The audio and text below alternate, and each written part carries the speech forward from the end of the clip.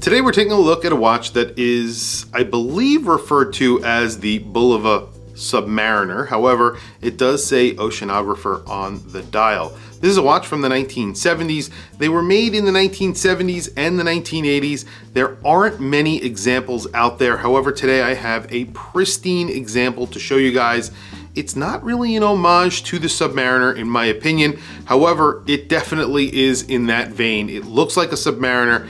It gets a little bit of a different bracelet, and of course the case is also just a little bit different. There's obviously some major similarities between the two, but I think this is a great looking watch in a great looking size. And if you are in the market for something that looks like a Submariner but is not, and is just as cool in my opinion, definitely check out this watch, the Bulova Submariner, or as it's better known, the Oceanographer from 1979. So it's been a little while since I've done a vintage review here on my channel. This is a phenomenal watch I have to show you today. This is called a Bulova Oceanographer. Now, they use that Oceanographer across a bunch of different dive watches that they've come out with over the years. However, this is commonly referred to as the Bulova Submariner, and you could see a couple of reasons why they would actually call it that. You have a big cyclops here on the acrylic crystal. You also have sort of a Submariner style case. When you turn it on its side, you definitely can see that. The bracelet is very different. The dial is somewhat different, but not incredibly different. You do have an orange second hand, which is something that Rolex would not do with the Submariner, at least. You do have Mercedes style hands. You have applied indices with gold surrounds and then an applied Bulova logo. You have a matte black dial, and this is a really sharp watch. You also have gold lettering in the bezel. So you have a matte bezel insert, and then there's gold numerals applied. This is basically a brand new case and brand new bezel. One thing about this watch that I think is nicer than the Submariner is the bracelet. The bracelet on here is of course from the era. It's from the 1970s, but it has these sort of rolled links. All of them are rolled steel, so these are not solid links, very appropriate for the time period. However, it just goes into the bracelet or into the end link and into the case really nicely. And there's just a line of polish on the edge of each one of the links, which sort of lines up with the case, and it looks phenomenal. And you have a really nice Bulova signed buckle right here. Of course, it is pressed. It is all plated, so obviously there is stainless steel underneath the areas where it is gold. Unfortunately, that's the way that they went with it, and I think it kind of makes sense because if you actually wore this watch, it would eventually wear off anyway, so that's what they did. And you have a pretty plain case back. Inside, like I said, is a Swiss automatic movement. If I could find details or open up the case back to show you that movement, I will. The crown here, I believe, has been replaced. So this is the only thing that I think has been replaced. And I'm not sure why the crown would have been replaced and not other parts of the watch, but I believe that the crown was replaced because there is an area where the DLC, well, the plating, not DLC plating has been removed or worn off. So this was probably from another watch and then added to this watch, because everything else here is in really, really good condition. You know, there's a couple of scratches on the buckle, so that might not be entirely original to the watch, but as far as I know, the case back, the dial, the hands, the bezel, and the movement are essentially new old stock, and so is that crystal. The crystal is awesome on here. It sits really high off the case, and you do have that cyclops. It looks gorgeous. It really is a very, very good looking watch. And it does look like a Submariner a lot. The case looks like a Submariner a lot. However, I think it looks a little bit more like a Mito, the Mito Ocean Star. And I really, the Mito Ocean Star Tribute currently, which is a 40mm dive watch that Mito make, and it really does remind me a lot of that watch. And I think it sort of takes the best of both worlds, and you really get very good bezel action on this watch. Let's listen to that. It's pretty tight.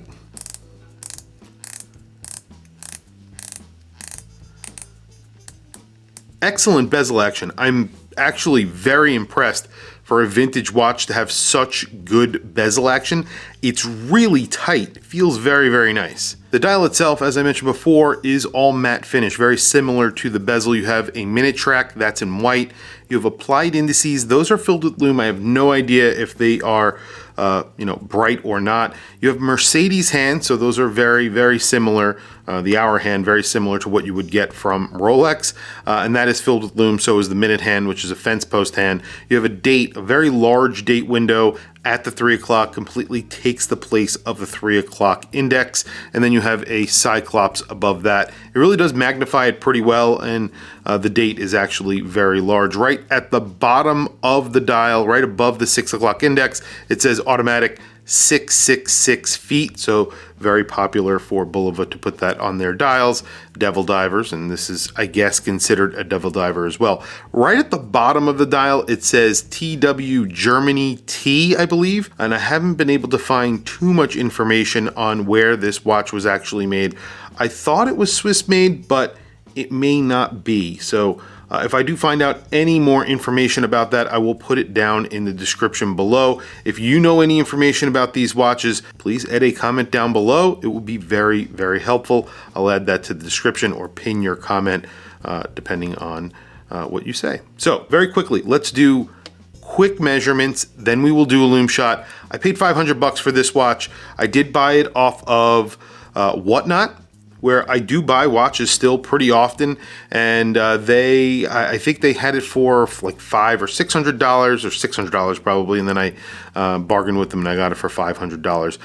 Old Timey Watches was the person that I actually bought it from. I'll put their name up if I have that right. I'll put their name up here on the screen, just in case you want to check out their auctions. $500 for this watch is an excellent price in my opinion, especially for the condition that it's in, including the bracelet and everything. It's just phenomenal. So very quickly, at the bezel on this watch, it's a 37 millimeter watch, and it wears like I would say like a 37, 38 millimeter watch for sure. It does wear a little bit bigger, I guess, than its said dimension, but that's about where it wears. And you do have female end links on here because it is obviously rolled links. So the lug to lug is 44.8, which is great. Small crown, which makes sense for the error. Small crowns make sense. 4.9 millimeters, and the thickness is including that very boxed acrylic crystal, and that is 12.5 millimeters. Fantastic watch. I'll throw it on my wrist really quickly, and then we will do a very quick lume shot. Today I have another watch on that I just recently purchased. Video coming out for this very, very soon as well. This is a neo vintage watch. It's a Creedor Seiko.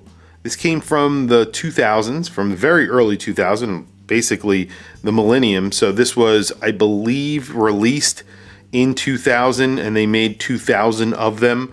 It's an automatic Creedor movement inside. It's really not a Creedor movement, it's a Seiko movement. It's a 6S movement, which is essentially a Tag Heuer movement as well. However, it was designed by Seiko, so Tag Heuer gotten some hot water over that. But this essentially is a 6S movement, and you can see it from the back. It is gorgeous. The movement is gorgeous. The watch is gorgeous. That Creedor was a Grell watch of mine for many, many years, and I sort of lost track of it somewhere in the 2000s, and it just got back on my radar somehow, and I am very, very excited about owning it. Anyway, here is the Bulova Submariner, Oceanographer, whatever you want to call it, on my 7.5 inch wrist.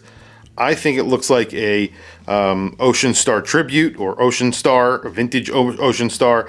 Has a lot in common with that watch. The bezel in particular, that matte bezel that it has with the gold numbers on it, and even the markings look pretty similar. It's just a gorgeous, gorgeous watch in really good condition, and the bracelet really does it for me, and it sort of sets it apart from a Submariner in my opinion. If you can get one of these around this price, you cannot beat it, and you have a watch that I think looks better than a Submariner on wrist. That's my opinion. A vintage Submariner looks great. I think they look great. I think this looks just as cool. And especially on that bracelet. You can get one in stainless steel. They look amazing as well, and you could be a little less careful with that one. Whereas this one you need to be a little bit careful because this bracelet will scratch up and it won't look as good, you know, for very long. Anyway, very quickly, a quick lume shot. Well, vintage lume, this is to be expected. All in all, I really love this watch. I love the look of it. You know, the lume obviously not going to last on here. It's pretty old. It's from 1979. Even though this is basically a new old stock dial, the lume still will fade pretty quickly. It just has a half-life and it just doesn't last very long. I love it. I've always been very excited about these watches, and finally owning one, I don't think this will ever leave my collection. This is one of those watches that I don't think will ever leave my collection because I really do love it. I think it's a great looking watch, and I just like the look and feel of it. Tell me what you think down in the comments below. I want to hear from you guys. Please also don't forget to like, subscribe, hit that bell icon. It's super helpful for the channel, and I very much appreciate it. Anyway, guys, thank you for logging on. I'll catch you in the next video.